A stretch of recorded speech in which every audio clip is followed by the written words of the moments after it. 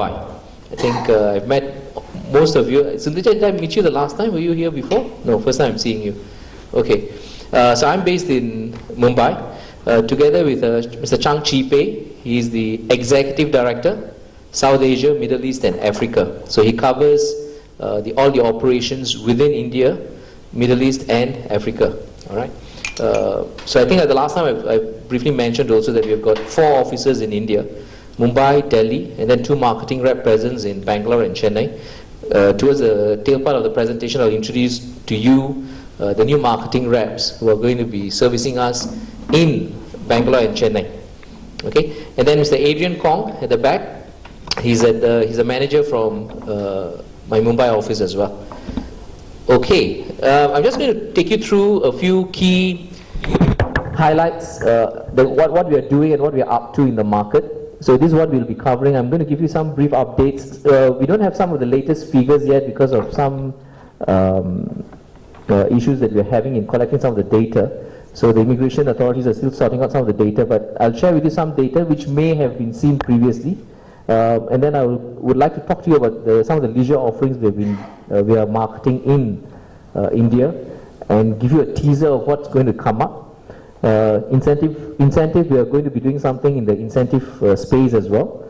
We'll cover some of the cruise parts, and then finally I want to introduce to you the new marketing reps. Okay, so tourism receipts. Our tourism receipts for 2012, right, which is preliminary estimates, 23.0 billion, which is a plus 3% increase over 2011. All right, so 2011 we had 22.3 billion Singapore dollars in tourism receipts. In 2012 this figure was 23.0 billion dollars. Okay, so over the years the trajectory has been the increase from India, except for one of the years 2009 when we were having, I think it was all across, right? So we had some financial issues across the globe. So that year there was a dip, but beyond that it has been a consistent rise from the world over. International visitor arrivals, 2012 we had 14.4 million visitor arrivals, which was a 9% increase over 2011. Okay, so that's the 2012 figures. In terms of international visitor arrivals, all right, for the first 3 quarters of 2012 compared to 2011. So this is the first 3 quarters of 2012 compared to 2011. From India, we had 670,000 visitors who represented a 4% increase over the same 3-quarter year-on-year assessment. Okay, so from India, which is the 5th largest source market after Indonesia, China, Malaysia, Australia. India is the 5th largest source market for Singapore. Okay, so for the first 3 quarters, plus 4% over 2011. Let me cover some of the leisure offerings. I think one of the key points about Singapore's tourism offerings and leisure offerings has been that we have been evolving the product. So some of the newer things that are happening and are about to happen in Singapore. River Safari. River Safari will be one of its kind. It is the first river theme park in the world, showcasing 7 or 8 rivers of the world, including Amazon, Mekong, Ganges. So that River Safari, the initial first phase of the park has been opened already. So the pandas are out there, Kai Kai and Jaja. So the pandas are out there. Some of the interesting exhibits like Manatees exhibit, all are now open to the public.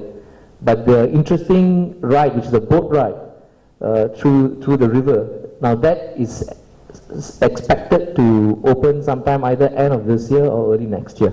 So that once that new attraction comes on board, then River Safari will be quite a complete family holiday for travelers. So River Safari, it's coming up where the 2 pandas are there, the Kai Kai and Jaja. So these 2 pandas from China, they are in River Safari. Gardens by the Bay, it has been opened since about 2011 July, June 2012. Yeah, so it's now open for more than a year plus. And it continues to attract a lot of visitors from across the world. the flower domes as well as the cloud forest, two domes, conservatories that are in Gardens by the Bay, attract a lot of visitors who are interested in looking at the flora from across the world. For example, the cloud forest has got flora from across the mountainous regions in the world. Alright, so Gardens by the Bay with the super trees, walkway, dining facilities, MICE facilities is a new attraction in Singapore. Southeast Asia Aquarium. So this is supposed to be the world's largest panel, display panel, showcasing aquatic life. All right. So it is the world's largest oceanarium within Resorts World Sentosa. So Resorts World Sentosa has got this water theme park, so Southeast Asia Aquarium, and the other one is Adventure Cove, which is water themed rides. And this is again added attraction within Resorts World Sentosa, which is drawing in a lot of travelers. So this is the other one, Adventure Cove Water Park, where you can get up close with creatures of the sea. There are rides. So it's again to a family going with kids and all. It will be an exciting water-based theme park. Marina Bay Sands, possibly the world's longest infinity pool, overlooking some of the most attractive skylines of Singapore on top of Marina Bay Sands. Again, it is attracting a lot of attention. So the Marina Bay Sands, the three towers with the infinity park, the sky park, is attracting a lot of attention from across the globe. So Marina Bay Sands in itself has become very iconic for Singapore. So apart from Merlion, now the Marina Bay Sands, the towers seem to be symbolic of Singapore. F1. So we have recently just concluded the F1 race in Singapore, right? F1 race in Singapore. And we've got another 5 years of this race at the ground. The SGP is happening in Singapore for another 5 years. And again, this year was also a very good turnout. A lot of travelers from across the globe came for the F1 race. And around the F1 race, the Grand Prix Season Singapore, which is a series of entertainment activities, also drew a lot of crowds. So F1 race, during the weekend of F1, Singapore is transformed as a very bustling city with a lot of action, entertainment going on. And F1 is, again, for the next few years, going to keep us on the map for a lot of sports enthusiasts. And next year, in fact, we will also have the Women's Tennis Association Championships starting in Singapore for a 5-year period. So you'll have the likes of Serena Williams coming to play tennis in Singapore. Is tennis catching on in southern India? Tennis, watching? Huh, Anand? Because I'm told that I was in Bangalore 2 days back, and they were saying a lot of people are now starting to watch sports on TV, be it soccer and tennis. And tennis is something that they are looking at. So we are hoping, especially for travelers who are, for viewers who are enthusiastic about watching tennis, maybe they would like to go down to see tennis in action in Singapore. It's just a few hours flight from Bangalore and Chennai for that action. National Arts Gallery will be transformed into, this is our City Hall, former City Hall. Now it has been going to be transformed into a National Arts Gallery, and it will showcase Southeast Asian art when it opens up. Singapore Sports Hub, so 2014 opening, and this will be the venue for top sporting events, including the Women's Tennis Association Games. Let me just talk briefly about the campaign. I think the last time when I was here, I was mentioning to you about Singapore, the holiday you take home with you. And this is a campaign specific for the India market. So we have done 2 phases of the campaign. So in the first phase, we had the first phase was focused on both romance and family, and we had two other pillars, which is culinary as well as soft adventure or recreation. Now, the second phase, we focused on the theme of city in a garden, and we had invited Gardens by the Bay, the Chief Operating Officer, and we had an event in Chennai as well, and some of your colleagues may have turned up for that event. And the focus was on promoting Singapore as a city in a garden for a family holiday. So it's live as parents, return as children. The next phase of this campaign, we're going to be starting sometime in mid-October, and we will be giving more details about that campaign. We have brought on board an advocate, sort of a tourism advocate for us, to talk about the campaign and showcase her experiences in Singapore. So that we will be sharing with you pretty soon, within the next few weeks. So the next phase of Singapore, the Holiday You Take Home With You campaign, targeting families and couples, will be launched shortly. Okay, this one I wanted to let you know that we realized that, how many of you have heard of Little India Deepavali Light Up? No. Okay, we celebrate Deepavali in a big way in Singapore. I mean, as you would know that we have got 4 races. So the Malays, Chinese, Indians, and the Eurasians. And Deepavali is celebrated by a lot of Indians in Singapore, including Indians who are working, Indians from India who are working in Singapore. So we have been having the Deepavali light up, and we realized that actually this year is the 25th anniversary of the Little India Deepavali light up. So as we speak, what's the time now in Singapore now? It's 11:30, 12:30, 1:30, 2 p.m. Yeah.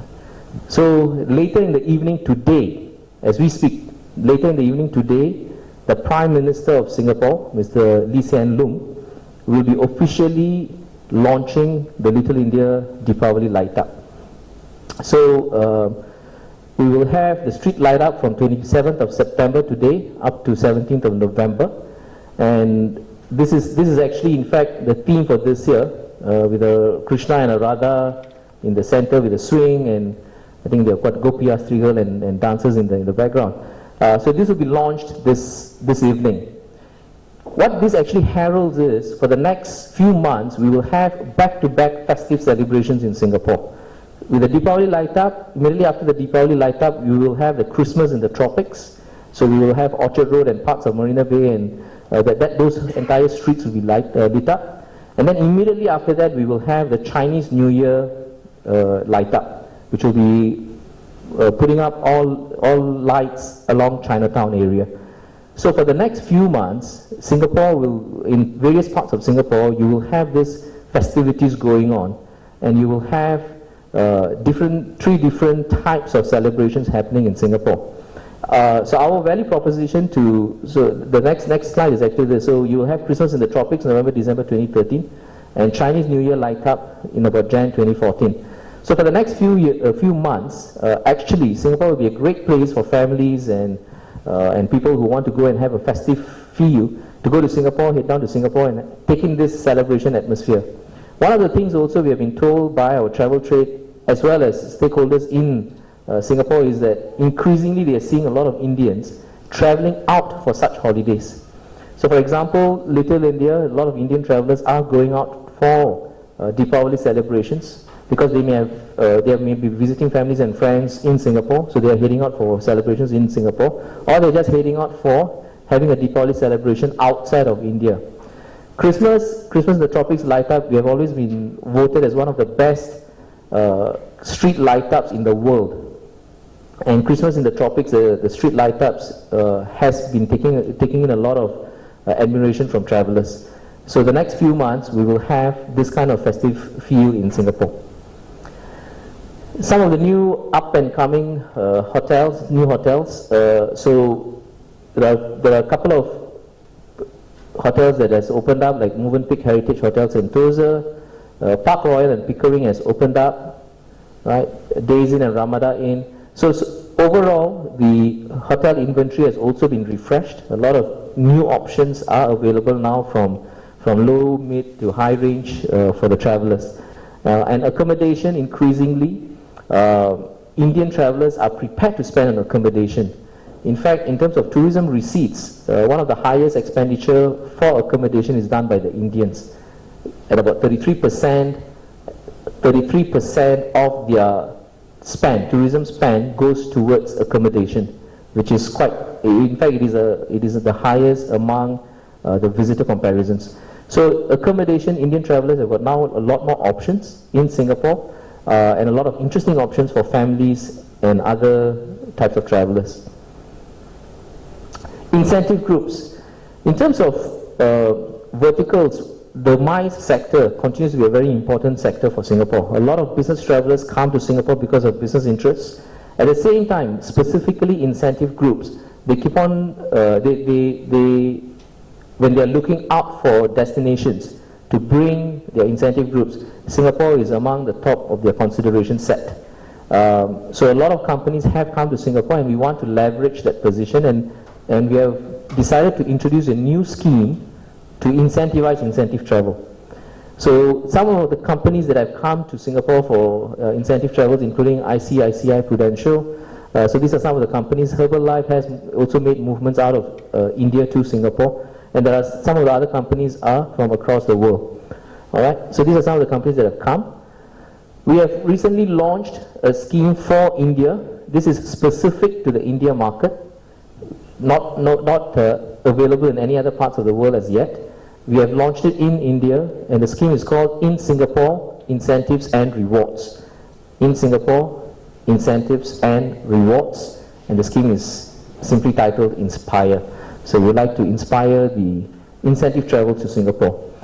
What it is, it is a government, which is a Singapore Tourism Board industry partnership with Singapore's top attractions to grow Singapore's share of the India incentive segment through co-creation of new incentive experiences with local flavor. Before I forget, for information, we will be giving you all these slides in a thumb drive. All right, so we will give these slides for you in a thumb drive. And the partners, so we have partnered with Gardens by the Bay, Resorts World Sentosa, Singapore Turf Club, Wildlife Reserve Singapore. Wildlife Reserve Singapore is the umbrella organization for the Singapore Zoo, Jurong Bird Park, Night Safari, River Safari. Okay, so that's Wildlife Reserve Singapore. So we have partnered with them. Changi Airport Group and Singapore Airlines. So these are our partners for Inspire. What is it about? The incentive groups from India have to meet these following criteria. So it's applicable to India. There's a minimum visitor nights, which will be in the next slide. Accommodation should be at an upscale hotel. Period of submission should be between 1st August 2013 to 31st July 2014, and travel should happen before 31st December 2014. So these are the support schemes. So there's a minimum 1,000 visitor nights, there's a welcome pack, 1,005 visitor nights, value pack, which is a complimentary value experience, and then minimum 1,800 nights, that's a complimentary premium experience. So these are the qualifying criteria and what the partners can expect under Inspire. So just a brief on the partners. So Singapore Airlines, over 100 flights weekly from India to Singapore, and it is still one of the most preferred airlines to fly from India to Singapore. Changi Airport Group is giving complimentary vouchers for shopping experiences and other experiences within the Changi Airport. Southeast Asia Aquarium is giving complimentary drinks at its Southeast Asia Aquarium, so you can see the aquatic life while sipping a drink. There's a complimentary buffet dinner at the Universal Studios Singapore. So this is actually the Hollywood street that can be closed off for the company's gala dinner or celebrations. So this is a unique experience that the Universal Studios Singapore is throwing in for the Inspire partners. Sorry, for the corporates who are using Inspire. Singapore Turf Club, it has given us exclusive usage of the Derby room, and from this room they can see the races that are happening, and from initial feedback of some of the people who have gone for fan trips, they really enjoy the experience of the Singapore Turf Club. This is something that we are introducing to the audience in India, to the corporate groups, because I think it is an exciting experience for them to be able to see the other night race in Singapore. I mean, F1 is one night race, but people don't realize we've got the other night race which is happening at the Singapore Turf Club premises, which is the horses racing. Right? So this will be an interesting experience for a lot of corporates. Okay, and you will have the guided tour to Horses Parade Ring. Okay, so this is a parade ring. You have a guided tour within the parade ring when you come to the Singapore Turf Club. Gardens by the Bay, complimentary lunch buffet along, with floral within the pavilion that you can look upon, and you have a complimentary lunch buffet within the domes of Gardens by the Bay. At night safari, priority tram ride and show access to the visitors. And Jurong Bird Park, they're providing a complimentary Indian high tea buffet, again set against the backdrop of their attraction. So this is something that the corporate travelers or the visitors who are going under the incentive program can enjoy. Sentosa, complimentary, dine like a local buffet along the beach. Guided tour of images of Singapore at Sentosa. So this is a guided tour within Sentosa premises. Alright, so that in a nutshell is for incentivizing incentive travel. So what I've covered is, actually there are 4 main verticals that the Singapore Tourism Board is looking at in promoting and marketing in India. So leisure, MICE, cruise, and then the other element is enrichment. Enrichment is about overseas school trips and promoting that kind of travel to Singapore. So I've covered a bit of leisure, what we are going to do and what are in store for the travelers. We have covered incentive. Next we are going to cover cruise, and then I would like to introduce Chipe, because Chipe has got not only, in his current role, he's the Executive Director for South Asia, Middle East and Africa, but in his previous life within Sentosa, he was also heading up cruise and brand development. So Chipe will bring us through the cruise portion of it. Thanks, Sridhar. Before I go on to cruise, I just wanted to share 2 points about incentive and Little India. For incentive, I think Sridhar showed you on the first slide some of the MNCs that have actually conducted major incentive movements to Singapore. One of the names that was not shown there was actually Ultratech. Right? This year, in February this year, Ultratech India sent a group of 200 to 300 of the top dealers from India itself with their families to Singapore. And guess how many nights did they stay in Singapore in all? Any guess? They spent a total of 8 nights. 3 itself in Marina Bay Sands, 2 in Resorts World, and 3 on board the cruise ships, right? And along with their stay in Singapore, they also did a whole gala dinner where they flew in a Bollywood star to grace the event. So I just want to highlight that it's not just the global MNCs that are spending a lot of money in bringing incentive movements to Singapore. It's also Indian companies. And in today's tough time, I think a lot of Indian companies do feel the need to continuously motivate their top sales as well as their employees, and I think incentive movements will continue to be important coming up from India to Singapore and to other parts of the world, right? Little India itself, I mean, this is the 25th year of our light up. You know, Little India is a place that's very close to Singapore's heart, and not just for tourists. In fact, if you ask about Little India, right, if you ask any Singaporeans, where would they bring their foreign friends to have a good sense of what is the authentic Singapore? I would bet 9 out of 10 people would say bring them to Little India, right? No, Little India is a place where we feel that it has not been sanitized to some extent, you know. It still looks a bit chaotic, it still looks a bit messy, it still feels very real, and that's why a lot of Singaporeans love to bring their friends to Little India, because it's not a place just for good food, good shopping, but you really get a sense of the powers of the city. And right now in Little India, it's not just the Indians travelers who are staying there. You find that there are many little niche backpackers hostels that have sprung up in Little India. If you go to Thailand, you know, you're familiar with Khao San Street, right? That's the place that almost all the backpackers go to. Similarly, for backpackers in Singapore, a lot of them stay along Dunlop Street. That's also becoming a very popular place for all these youth and backpackers to stay on, right?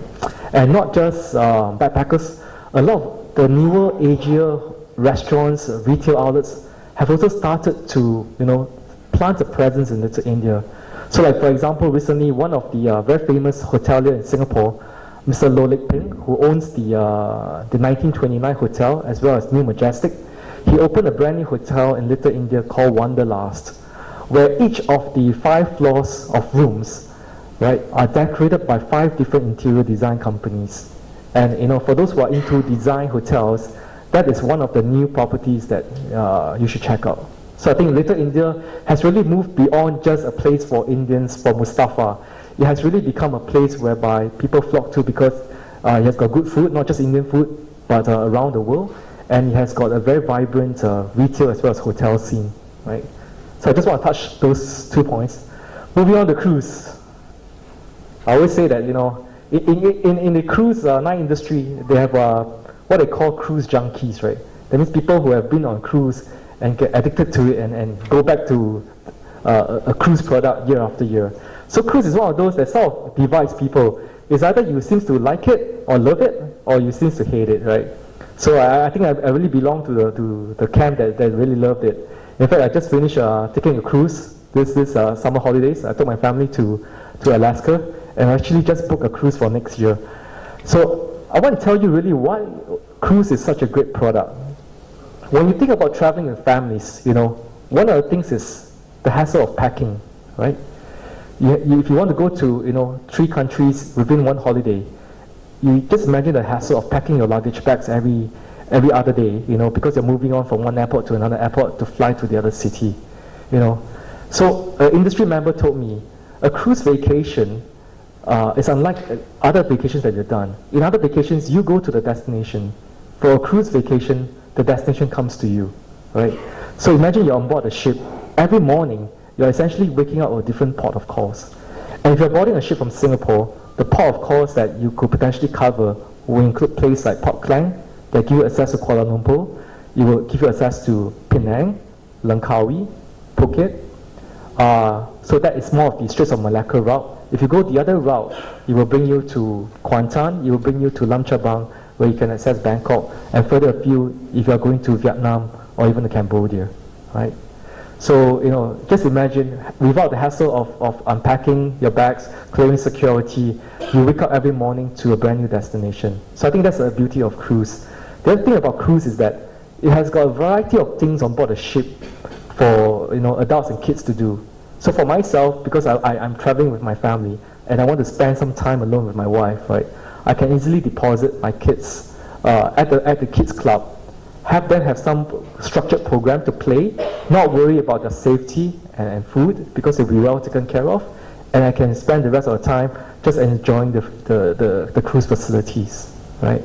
And the last thing that's great about cruise is that it's a entire inclusive package price. So for the price you pay, it covers the price of your accommodations, your travel, it covers 8 meals a day, and it covers entertainment. And I'm not just talking about casino, I'm talking about Broadway type of shows that is being staged every night, for the audience. So imagine for that price of the cruise ship, the cruise product, which works out to be really good value if you include all this travel and accommodation costs on a per night basis. Superstar Virgo is selling for $120 per night per pax. That sort of covers your entire travel expenses. So if you compare that, a cruise vacation is really great value for money. And cruise is actually something that we have been sort of going after from Singapore for the last 10-20 years. We saw the explosive growth of cruise in the US and Europe, and we know that it's only a matter of time that the cruise lines will start to deploy their ships to Asia because they would like to tap into the Asian cruise consumers. So actually we have done a bit of research on cruise. We found that a lot of Asians are interested in the cruise product. 8 in 10 are interested in taking cruise in the future. And again, the top motivators, as I mentioned, all-inclusive pricing, multiple destinations, variety of shore excursions, right? And especially among the affluent and the ultra-affluent, a cruise holiday seems to be really on their radar screen. And what's great about Singapore and Singapore as a base to visit Southeast Asia is that from Singapore, you can actually visit the other 9 Southeast Asian countries within very close proximity. And I'm not just talking about the familiar favorites like KL, Phuket, Langkawi. There's also new destinations that's been opened up like Bali, right? I think for Marina of the Seas, one of their itinerary that they're touching is actually Bali itself, which is a slightly longer cruise from Singapore. So in order for us to really tap the cruise market, one thing we realized a few years back is that our existing cruise facilities is no longer enough for us to tap into the future growth. In the past, we used to have just one cruise terminal at the Singapore Harbourfront, which is opposite Resorts World, which is opposite Sentosa. And that only have the space for 2 ships to be berthed at one time, right? And because of the cable car that runs between Singapore Island and Sentosa, there is a certain height restriction of 50 meters for cruise ships. So, it sort of limits in terms of the kind of ships that we are able to attract into Singapore. Let me just give you a sense. If you are familiar with Superstar Virgo, right? Superstar Virgo itself is it's a 90,000 gross tonnage of ship, right? Titanic, everyone knows about Titanic, right? Titanic itself is only about 35,000 gross tons. So Superstar Virgo itself is more than 2 times the size of Titanic. And the biggest ships right now in the world, the Oasis class of ships, is 140,000 gross tons. So that gives you a sense of the different size of the ships. So in order for us to be able to attract the newer cruise ships, we need a brand new cruise terminal that doesn't have the height limitations, as well as to give us more berth to tap into newer cruise products coming to Singapore.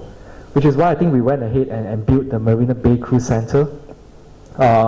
It's within minutes from Marina Bay Sands, and it's opened last year, 2012, right? And it's operated by SATS. So if you read at today's business news in Singapore, the news is that SATS, which is the operator of the Marina Bay Cruise Terminal, has entered into an agreement to buy over the Singapore Cruise Center. So in future, they will have one cruise operator managing both facilities, which means that it will make it a lot more convenient for passengers to travel between the 2 cruise terminal or even between the airport, because SATS is also the airport terminal operator for Changi, right? So this is just a number of the new cruise products that's coming to Singapore. One of the big companies that have made significant investments is really Marina of the Seas by Royal Caribbean Cruise Lines. So they've deployed Marina of the Seas in Asia for the next 1 or 2 years. And within the 1 year horizon, the ships will be based in Singapore for about 6 months period, right? They are basing the ships between Singapore and Shanghai, depending on the months of the year. So another popular cruise product is Costa Victoria. If you have seen the newspaper over the last couple of days, there's been a number of ads taken up by Costa to sell this cruise product. Again, I think right now there are a number of seasonal deployments of big ships in Singapore beyond Superstar Virgo. And we hope again to highlight to the Indian consumers about some of these new choices going forward. So Carnival itself, Carnival is both a ship brand as well as a cruise company. Carnival itself owns about 13 different ship brands. So they have decided to set up an office in Asia to really tap the growth of the Asian market. Maybe they have set up an office in Singapore, right? So this is the person that will be heading the operations in Asia, Mr. Forsky, right? Again, in terms of generating the awareness of the Indian consumers for the cruise product, we have started to take a number of advertorials in various travel magazines over the last few months.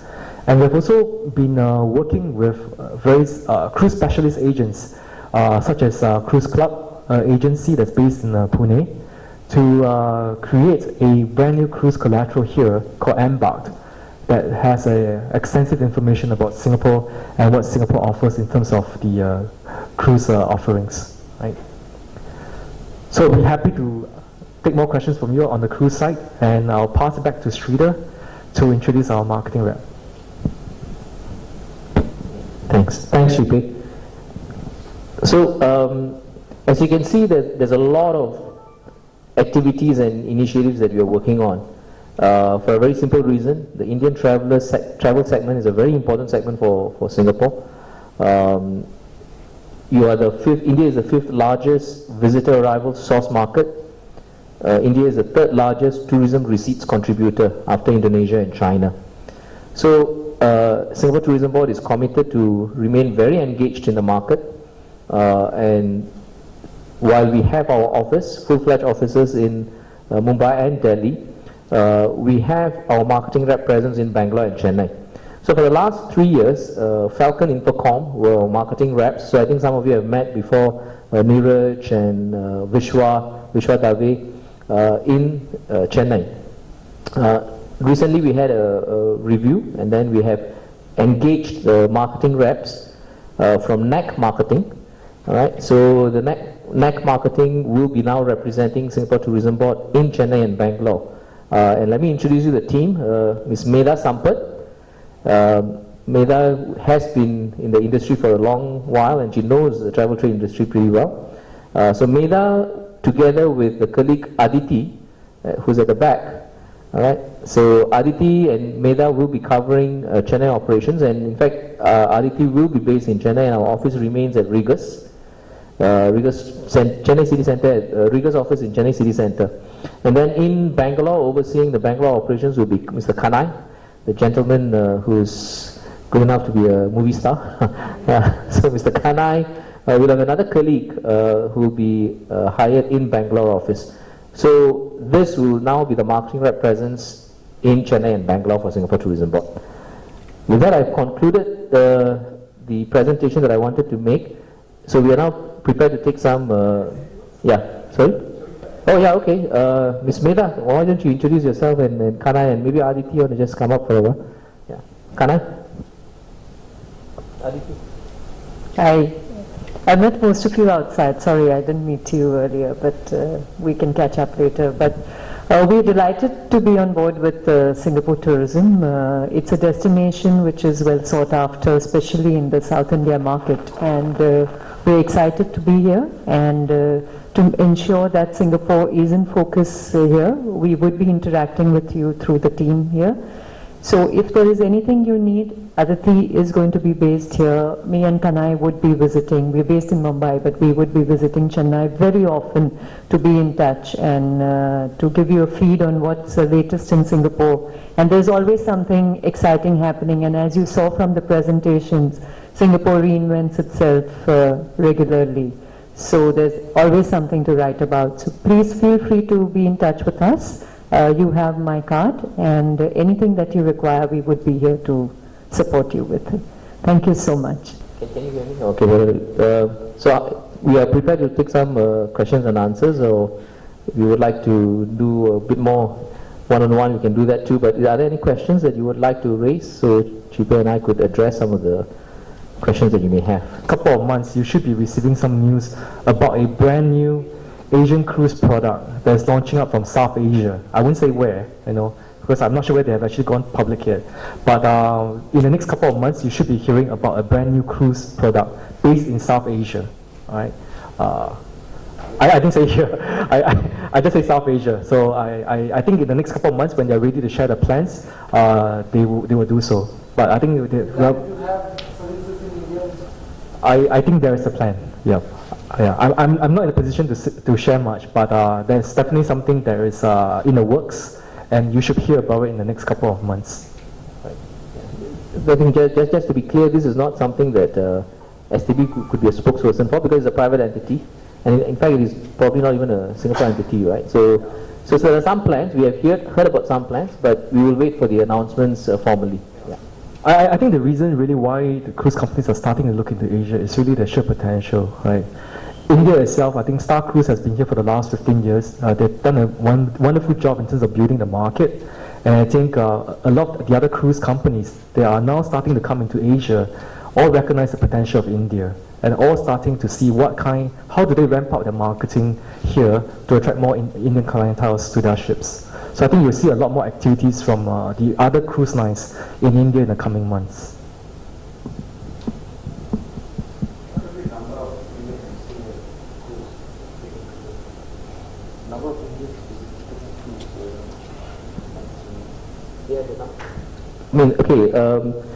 In terms of cruise visitors out of Singapore, India is actually my #1 source market.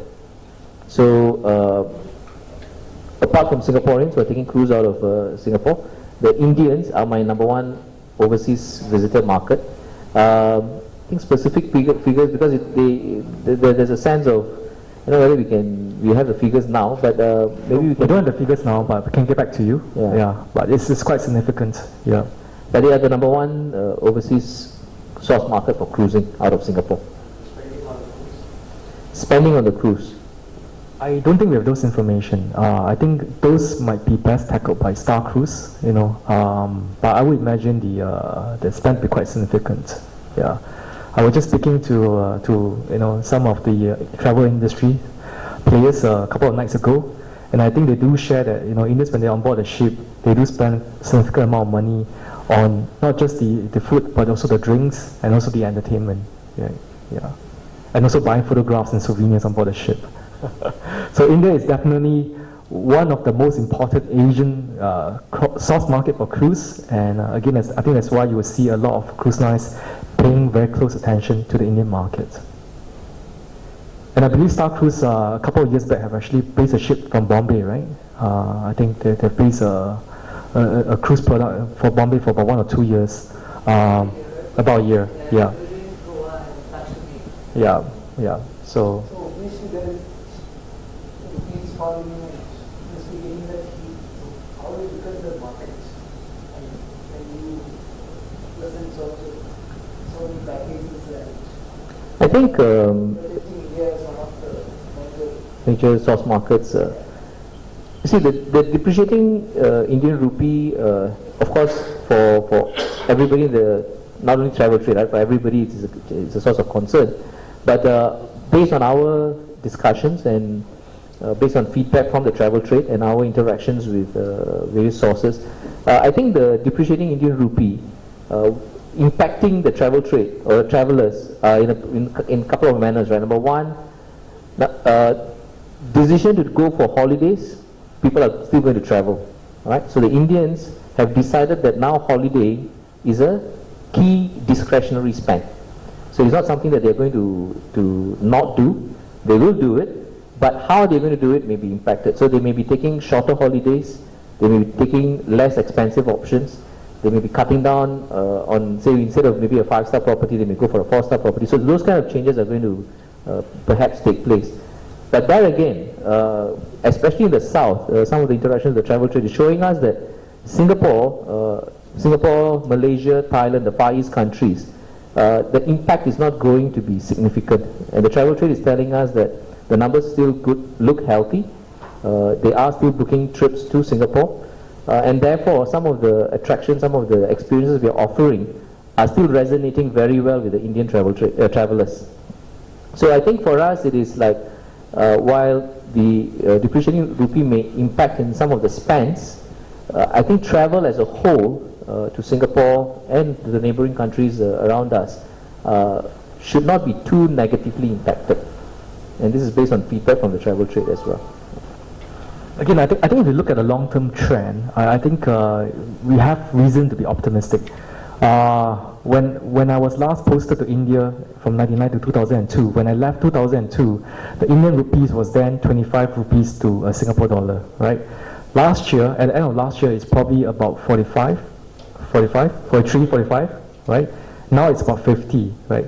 But last year, despite the rupee at 43 to 45, you know, India still managed to attract 870,000 or more Indian travelers. So I think it shows that even though the rupee has depreciated significantly against the Singapore dollars over the last 10 years, the numbers of Indians are still traveling to Singapore because they saw that it's a good value for money, and Singapore is able to offer first-class, first-world experiences for many of the Indian travelers. So I think that we shouldn't be too caught up in the short-term rupee depreciation. I think things are starting to look better right now. You know, over the last 1 or 2 weeks, the rupee has strengthened against US dollars.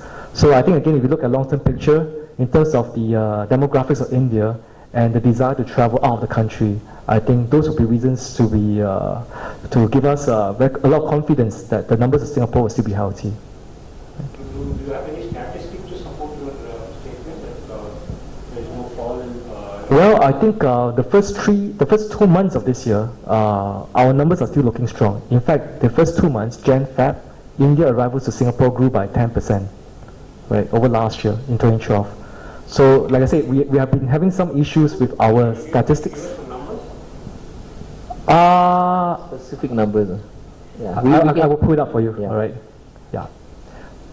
So like I said, like Sridhar mentioned, I think we've been having some issues with our statistical system. So the numbers are still not as updated. For last 3 months, no. I only have it for the first 2 months of this year, Jan to Feb. Granted. Yeah. So unfortunately, we don't have the numbers from the last 3 months. So, but Are you sure that the number has gone up? for Jan to Feb only. We don't have the numbers. Yeah. But again, based on feedback from the travel trade, I think they are still looking quite positive. They haven't seen a major decline in the numbers. At least they have not sounded out any alarm to us yet. So I think once we have the overall number for this year, I think it should be still quite strong. But you have not received any cancellations so far? No. I think basically our feedback from travel trade in India as well as the Singapore stakeholders has been that it is holding up. And in fact, some of the attractions like Marina Bay Sands has been doing very good business with the Indian travelers. So yeah, we haven't seen that many cancellations coming to our attention. I think MICE conferences also no major impact. As I've said, yes, they may have calibrated their spend, right, and they may be looking at some other maybe less expensive options in terms of accommodation or what. But the incentive travel continues to be strong. I mean, UltraTech was one of the examples that GP mentioned just now, and there are other such corporates still talking to us, and we are having some leads that we are working on, which still shows that they are interested in going to Singapore. Why? Because two things. One, some of these announcements have been made a year back, right? So they have committed to bring, if you have attained this particular level of output, then you will be brought to Singapore. So that commitment is there, number one. Number two, Singapore continues to be a very attractive destination for a lot of the corporates to consider incentive travel too. So yeah, so far there hasn't been any major negative impact on the incentive travel market as well. I think again, if you look at the depreciation of the rupee, it's probably across all the major currencies. So I think rupee has dropped virtually against every other countries. So again, if you are looking at international travel, what we are seeing is that a lot of people are rethinking their longer haul travels, cutting back, but they still want to travel out of the country. So they're looking at shorter haul destinations. So I think the Far East countries are going to benefit. I think places like Dubai might also benefit, as people switch from longer haul destinations to shorter haul destinations. And of course, the domestic destinations would benefit as well. But again, I think people do desire to want to go overseas, and I don't think the short haul destinations will be that badly impacted. Actually, that must have reflected in the hotel occupancy rates and room rates also. We don't get the hotel room rates at the individual country level. Overall, I think the hotel occupancy in Singapore is still relatively healthy. Yeah. In fact, during the Formula 1 race, which was just last, we attracted more people to Formula 1 than ever before, except for the first year. I think we have more than 90,000 people coming to Singapore for Formula 1, and the hotel rates, I can tell you, is pretty high. It must be at least 700 to 800 Singapore dollars per night. Even now it is not softening, the rates are not softening. Yeah, because I think, again, when the hotels look at it, they look at it not just from one country, but look at it across all the countries that they are targeting. So India, rupees might have depreciated, but I think the other countries are still doing well. But we don't have the figures to show whether Indian clientele has actually dropped or not. Yeah. You must be a business writer, business journalist. I can sense the eagerness to get a number. No, but for the first 2 months, like I said, the numbers, we had about more than 1.3 lakhs of Indian travelers to Singapore from Jan to Feb. And that's a 10% growth. Last year, you minus 10%, 1.3 lakhs is about 1.15 billion ever? No. Okay. I think, yeah. We probably need to do a lot more to really get the media to go to Singapore, right? Because even for those who have been to Singapore 5 to 10 years ago, the Singapore today is very, very different. And I think there's really a lot of new products that we can actually shout about. In fact, over the last 5 to 10 years, we have probably opened up, I would say, more than US 10 billion of new tourism investments, right? The 2 integrated resorts, each of them is worth, it costs more than 5 billion each. The Gardens by the Bay is also, a very expensive project. The upgrades to existing attractions like the Singapore Zoo, new attractions like River Safari. So really, I don't think that there's any other country in the world, any other city in the world, to be more specific, that has opened up so many new attractions at such a large investments as Singapore over the last 5 years. So for those who have really not been to Singapore before, now is really the time to go and enjoy these products. And it's actually a very good value for money. If you go to the Universal Studios in Singapore, it's probably the lowest priced among all the Universal Studios in the world. That means you probably pay cheaper, less in Singapore than what you have to pay in Japan or in the US. And you're not getting a substandard product. You're getting the same product, the same number of rides, but at a better price. I think one of the last conversations we had also, we were talking about the consideration between price and value. So I think if we move away from a price discussion and looking at the value for money, I think Singapore continues to give a lot of value for money options. So apart from the gated attractions where you have to pay to get in, there are also a lot of other free attractions, botanical gardens, Bukit Timah Nature Reserve, and so on and so forth, which is attractive to the Indian traveller. The other point I just wanted to add on about the continuous focus on future and expansion. So we have also recently announced the Terminal 4, Changi Airport.